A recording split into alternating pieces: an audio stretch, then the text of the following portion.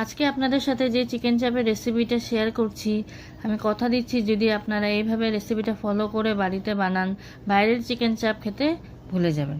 তো প্রথমে এখানে আমি নিয়ে নিয়েছি চিকেনটা আমি এখানে গাগুলো একটু কেটে দেব।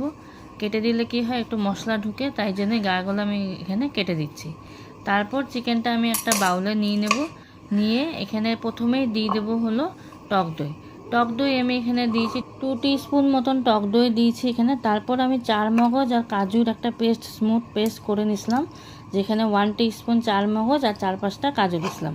তো ওটা একটা স্মুথ পেস্ট করে নিয়েছিলাম, ওটা দিয়েছি এখানে। তারপর দিলাম হলো আদা রসুনের পেস্ট, সেটাও পরিমাণ মতন, যতটুকু চিকেন সেই হিসাবে আপনারা দেবেন। তারপর দিয়েছি হলো 1 টিস্পুন হলুদের গুঁড়ো, 1 টিস্পুন জিরার গুঁড়ো, আর দিলাম হলো 1 teaspoon Kashmiri red chilli powder, আর দেবো হলো ফাইনালি 3/4 টিস্পুন নুনটা এখানে পরিমাণ মতন দেবেন, কারণ আমার চিকেন যতটুকু সেই হিসাবে নুনটা আপনারা দেবেন। আর দিলাম হলো 1 টিস্পুন ঘি, এগুলো দিলাম। দিয়ে তারপর দিলাম হলো 1 টিস্পুন মতন বিরিয়ানি মশলা। সব কিছু দিয়ে এখন আমি ভালো করে চিকেনটাকে মেখে নেব।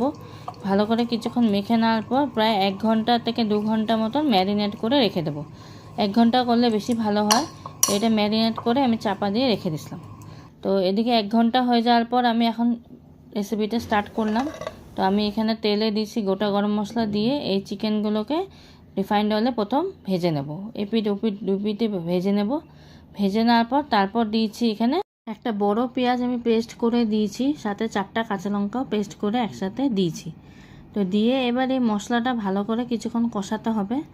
আর বাকি যে ম্যারিনেশন করার সময় যে মশলাটা ছিল ওটাও এর মধ্যে দিয়ে দিয়েছি। দিয়ে এখন ভালো করে কিছুক্ষণ কষাতে হবে লো ফ্লেমে। তো এবার আমি ঢাকনাটা দিয়ে রেখেছি আর লো টু মিডিয়াম ফ্লেমে রেখেছি গ্যাসটা। তো এইভাবে চিকেনটাকে আমি পুরো কষাবো।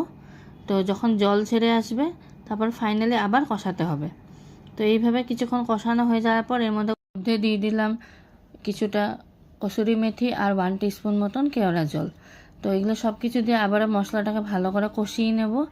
আর 10 মিনিট মতন লো টু মিডিয়াম ফ্লেমে ঢাকনা দিয়ে রেখে দিয়েছিলাম। তারপর 10 মিনিট পর উঠিয়ে দিলাম, আমাদের চিকেন চাপ আজকে রেডি।